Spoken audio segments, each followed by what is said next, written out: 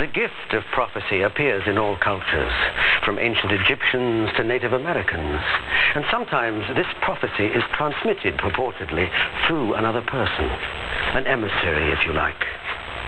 One such person was a Native American woman by the name of Mary Summer Rain, who claims to have received prophecies from an Indian seer by the name of No Eyes.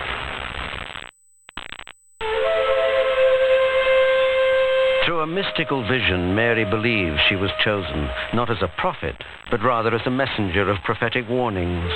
And she was given a name, Summer Rain, by her mentor and guide, an 80-year-old Chippewa woman. This was the woman known as No Eyes. No Eyes learned to see into the future and to forecast what was going to happen. No Eyes was the greatest visionary of our time. As a young woman, Mary was living with her husband in suburban Michigan when she had a prophetic dream that signaled her future. I had a dream that No Eyes appeared at the end of my bed, and she had a message for me. You not who you think you are. You Summer Rain. Soon you move west. When I woke up, I didn't know if it was really a dream or if she had really said that. I talked it over with my husband, Bill. We had no idea what Summer Rain meant, but we did have plans to move west. In 1977, we did move to Colorado. While in Colorado, Mary pursued her lifelong ambition of becoming a novelist. But after hundreds of letters of rejection, she began to give up hope. When I got my last rejection back, I was very depressed. So I took our pickup and started driving out into the woods. I didn't know where I was going. And when I found a spot that I really liked, I stopped and got out. I walked over to a log and I cried my eyes out. Suddenly I had the chills go up my back, and I looked up and there was an old woman standing in the pines. Summer Rain, you come. My God, it's you. You can't imagine how spooky that was for me. She led me up to her cabin, and from then on, she became my mentor and friend for 2 years. Some are going to hear about signs and sounds. She taught me all the old ways. She taught me true spirituality. Eventually, it got into more complicated lessons of how to do visions, how to see into the future. No Eyes had many ways of receiving visions. She would toss 7 natural ingredients one by one into a fire. When she was done, images would appear in the rising smoke. No Eyes saw the future in the form of a great phoenix, a bird that would rise from Mother Earth amidst terrible devastation. When great phoenix come out of Earth Mother, her skin gonna tear bad. You mean earthquake? Great storms come. They cover all towns. Summer and winter all mix up. Floods, earthquakes, Mother Earth rising in revolt. But the great phoenix also warned No Eyes of upheaval caused by man. He gonna hear bodies hit the ground and hear people's moan in great sickness. Why? Countries gonna be angry with each other. New countries gonna make nuclear bombs too. No Eyes, what is the phoenix doing now? He cry in great wail for people's future. Mary Summer Rain believed that when No Eyes died, she left her with a very important mission. No Eyes made me promise to write of our times together so that her wisdom and her message would not end with her.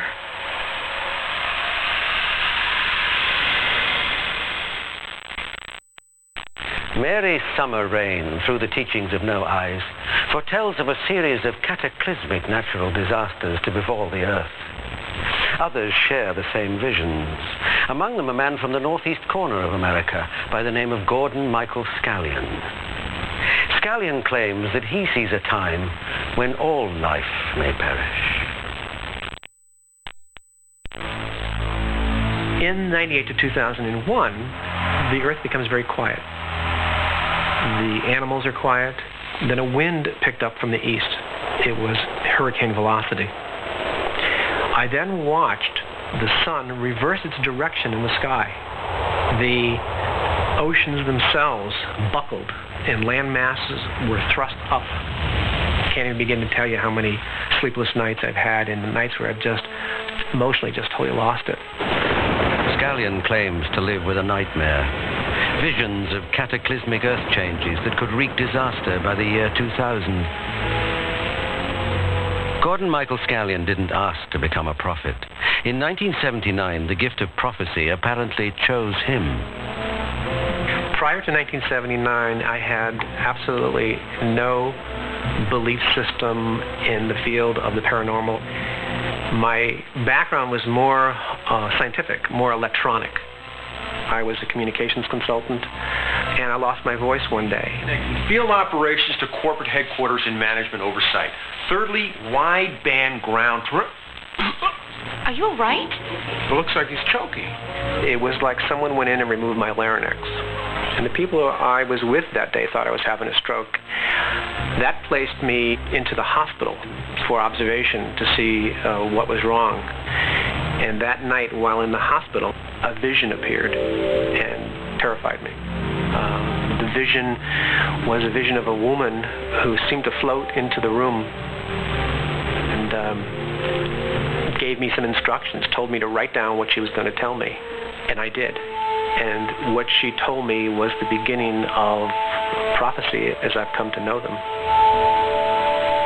The next morning, Scallion says his voice mysteriously returned. Good morning, Mr. Scallion. How are we feeling? Better, thanks. This says you can't speak. I guess I'm okay. Wait a minute. There's something wrong with my eyes. It's like a weird glow or something. Scallion was unaware he had just seen what he now believes to be his first aura. I said, there's still something wrong with me. You better check my eyes now. Okay, Mr. Scallion, put your chin right in there. And they gave me an eye exam there, and they said there's nothing wrong with your vision. And I began to do some conventional therapies, psychologists, psychiatrists, MDs, and that continued. And as I worked more with these people, more would occur. And I decided that if I stopped working with these people, it would all go away. And it did for about a month.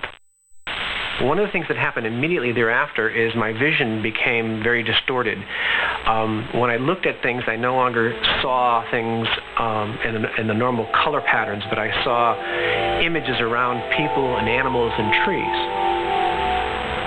Word spread of Scallion's strange powers. Not only could he supposedly read auras, but allegedly he could look inside the body and detect disease. Soon the sick and desperate began showing up at his door. Gordon Michael Scallion? Yes? I'm sorry to disturb you like this, but this is Chris, and I'm his mom. I'm sorry. Please, the doctors don't know what's wrong with him, and I've heard that you're able to see inside. Stop. I can't do it. You don't understand. I'm not a doctor. I can't help.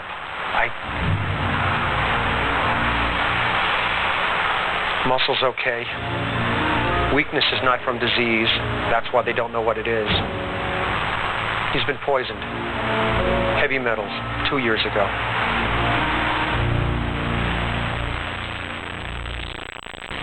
His world of science and logic had vanished, thrusting Gordon Michael Scallion into a foreign land, a land of auras and visions. Visions which took him into deep trances.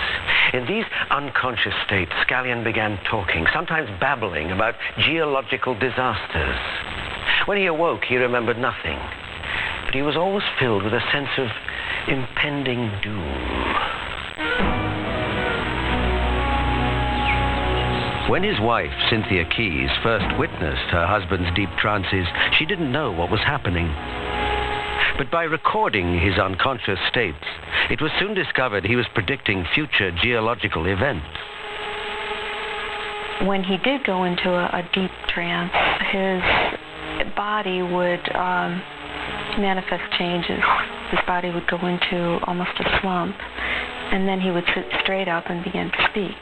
Richter 7.4, early February 1998, Southern California. A fault running east to west near Riverside. A forerunner of 8.1 Richter on San Andreas. Upward plate thrust. I used to have to literally go and take a nap after I had one of these visions of 3 to 4 hours. And then there were times where I was in bed for 2 or 3 days. And that was a common thing throughout the 80s. Now, what seems to happen is that when I'm at my word processor, I receive these visions. Scallion claims his visions are all of cataclysmic disasters. Simultaneous tornadoes, earthquakes, hurricanes, and volcanic eruptions, all exploding across our planet in the years leading up to the millennium. The disasters that I see occur in a sequence, and I'm given the warning signs of what the sequence would be. The kind of details that I see are the actual collapsing of the buildings, the people running in panic, the actual people, watching the water actually come in and covering communities. I see cargo planes coming in with Red Cross symbols on the side. If even a percentage of his visions came to pass, Scallion decided he could still help save lives. In 1991, he began publishing his prophecies of future disasters in the Earth Changes Report. The newsletter is a way of communicating with the public some of the prophecies that Gordon sees for the future in the United States and the rest of the world.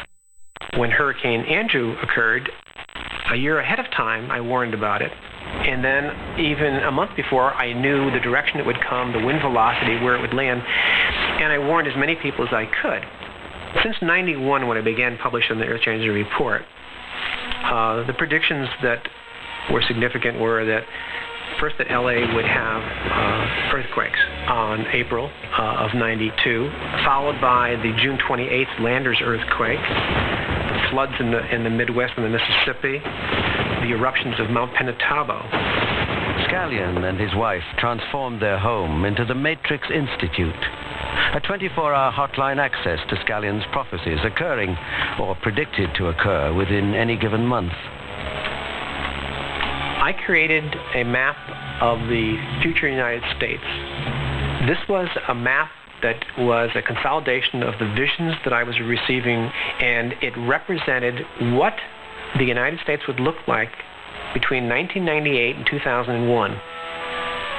So the new West Coast will be in the area of Nebraska, down through Boulder and Denver, through this area is the new West Coast. And California has become a series of islands. Here, the Mississippi has expanded, the Great Lakes have merged. Good portions of New Jersey go underwater. Some of the changes occur abruptly. Some of the changes give us warning signs. The worst places is wherever you are when something like this explodes. What he once considered a burden, Scallion now calls a gift in disguise.